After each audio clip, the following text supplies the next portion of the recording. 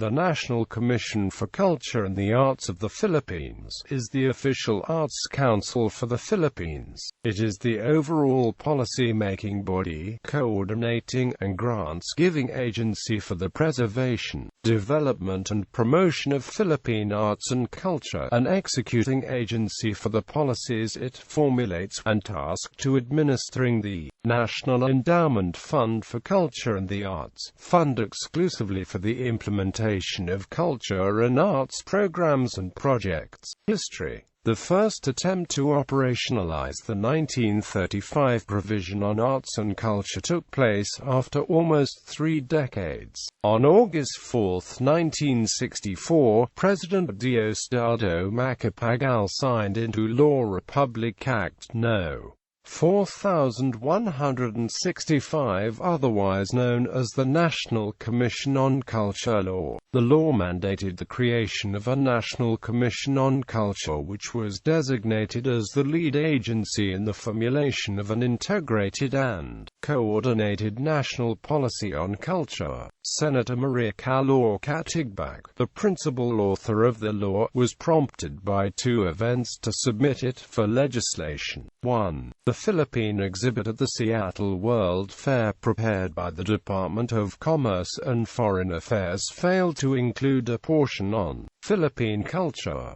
2nd, Leonardo da Vinci's Mona Lisa went on a tour organized by the French government's Commission on Culture, and in case a similar work of art by a Filipino goes on a tour, which government agency will facilitate the tour?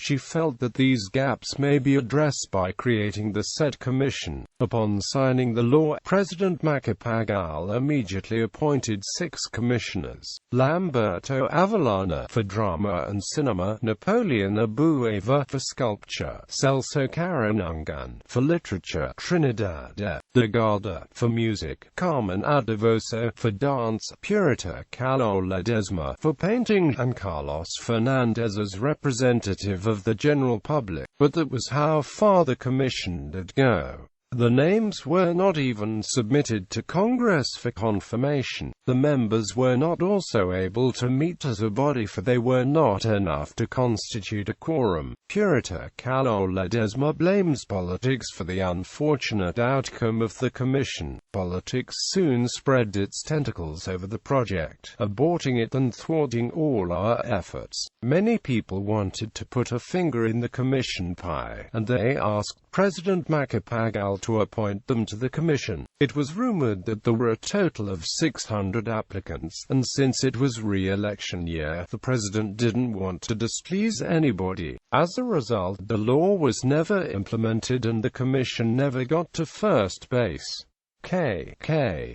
equals. Despite this, another law, Republic Act No. 5871, was passed in 1969 to strengthen the commission. It mandated the inclusion of the directors of the National Library and the National Museum, chairman of the National Historical Commission, and the commissioner of the Commission on National Integration as ex officio members of the board of the National Commission on Culture. The terms of office of the members of the board was also fixed, and the organization of an administrative and research staff was also mandated. It is however unclear if the commission was reconstituted after this law was passed. In a stroke of a pen, Maria Calor Katigbak's National Commission on Culture was rendered inoperative. Just 2 years after the commission was constituted, President Ferdinand Marcos issued Executive Order No. 30, which mandated the establishment of a trust called the Cultural Center of the Philippines. The center was established for the following purposes: to construct, establish and maintain a national theater, a national music hall, an art gallery and such other buildings and facilities as are necessarily desirable for the holding of conferences, seminars, concerts and the like, to awaken the consciousness of our people to our cultural heritage, and to encourage them to assist in its preservation. promotion, enhancement and development, to cultivate and enhance public interests in, and appreciations of, distinctive Philippine arts in various fields, to discover, assist and develop talents connected with Philippine cultural pursuits and create greater opportunities for individual and national self-expression in cultural affairs, to encourage the organization of cultural groups, associations or societies and the holding or staging of cultural exhibitions, performances and similar activities, and to bring into the country foreign artists whenever, in the opinion of the Center, performance by such artists would enhance the country's cultural development. The establishment of the Cultural Center of the Philippines drove the final nail in the coffin of the National Commission on Culture. Apart from being overshadowed, it was even further downgraded, thereby securing the supremacy of the CCP in the national cultural agenda of the government. Following the imposition of martial law, the reorganization of the bureaucracy became the first step of the Marcos regime. Marcos enacted the Integrated Organization Plan in 1972, which came as a result of the study of the Commission on Reorganization. The objective of reorganization was to promote simplicity, economy and efficiency in the government to enable it to pursue programs consistent with national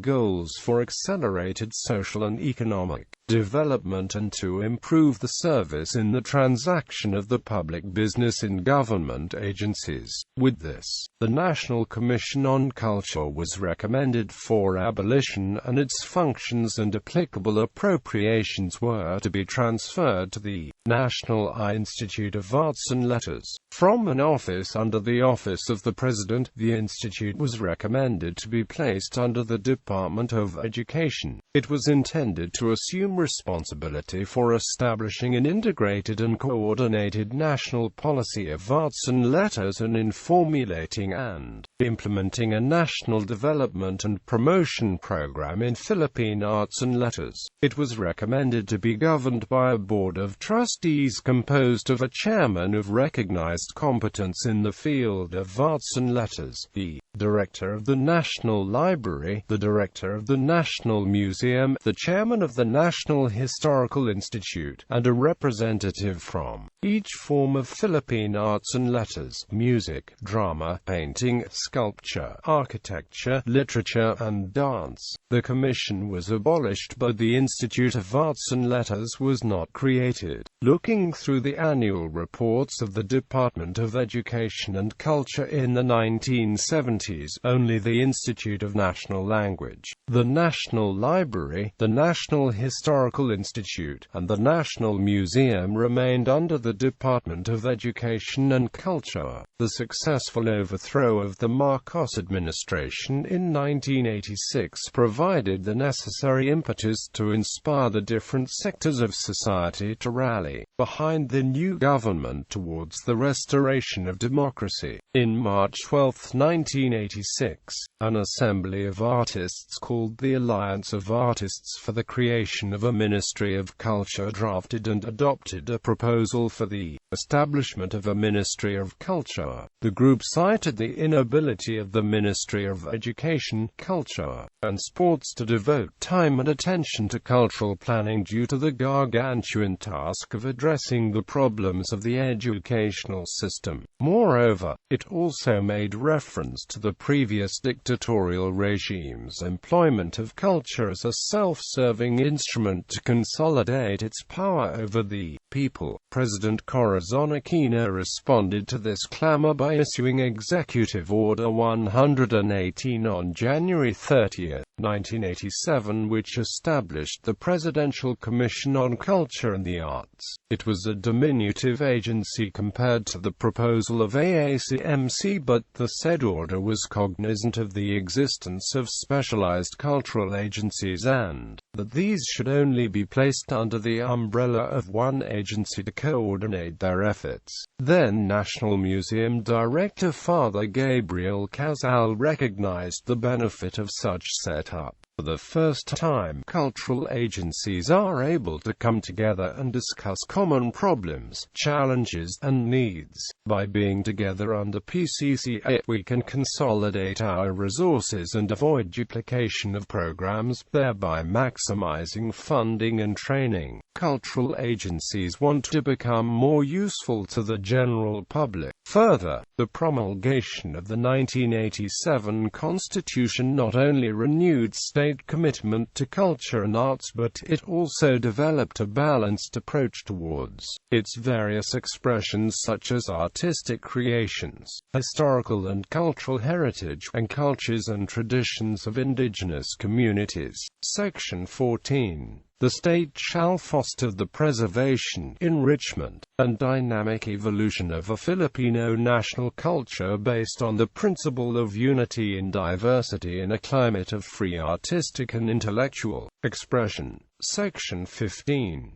Arts and letters shall enjoy the patronage of the state. The state shall conserve, promote, and popularize the nation's historical and cultural heritage and resources, as well as artistic creations. Section 16. All the country's artistic and historic wealth constitutes the cultural treasure of the nation and shall be under the protection of the state, which may regulate its disposition. Section 17. The state shall recognize, respect, and protect the rights of indigenous cultural communities to preserve and develop the cultures, traditions, and institutions. It shall consider these rights in the formulation of national plans and policies. Section 18. The state shall ensure equal access to cultural opportunities through the educational system, public or private cultural entities, scholarships, grants and other incentives, and community cultural centers, and other public venues. The state shall encourage and support researches and studies on the arts and culture. In 1992, under the new Constitution, Congress enacted Republic Act No. 7356, which institutionalized the establishment of the National Commission for Culture and the Arts, replacing PCCA. This said law mandated the formulation of national cultural policies and programs according to the following principles.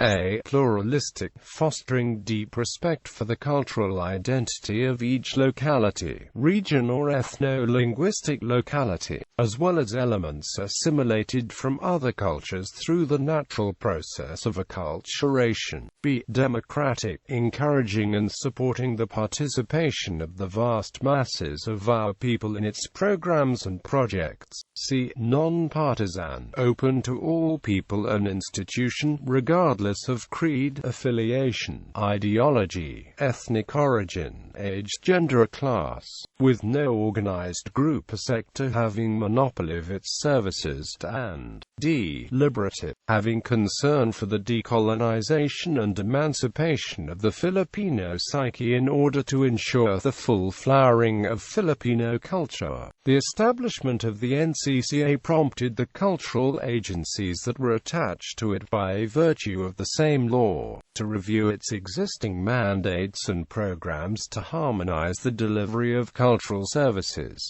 CCP, for its part, transformed itself to become the National Coordinating Center for the Performing Arts. It also sought to remove its elitist image by strengthening its outreach programs and developing partnerships with local arts councils. Board of Commissioners. As governed by RA 7356, the National Commission for Culture and the Arts is governed by a Board of Commissioners composed of 15 members, namely, Hon. Felipe M. de Leon, Jr., NCCA Chairman, Hon. Alberto T. Mullo, Commissioner, Under-Secretary, Department of Tourism, Hon. Virgilio S. Almario, Commissioner, Hon. Maria Serena I. Diano, Commissioner, Hon. Jeremy R. Barnes, Commissioner, Hon. Yolanda Jacinto, Commissioner, Hon. Victorino Mapamanalo, Commissioner. Hon. Rasul M. Sunico, Commissioner. Hon. Adelina M. Sumit. Logo. The NCCA logo is the Alabang Haraya, which symbolizes the spring of Filipino art and culture. It is composed of two basic elements, the fire and the censer. The fire is a stylized character ka of the Philippine indigenous script Baybayin that stands for Kadakilan, greatness. The fire represents the highest level of imagination and emanates from a three-tiered censer. The three tiers stand for organization, economic support, and an orientation rooted on a thorough grasp of tradition and history, which the NCCA provides. It is done in gold to symbolize the immense wealth of Philippine culture.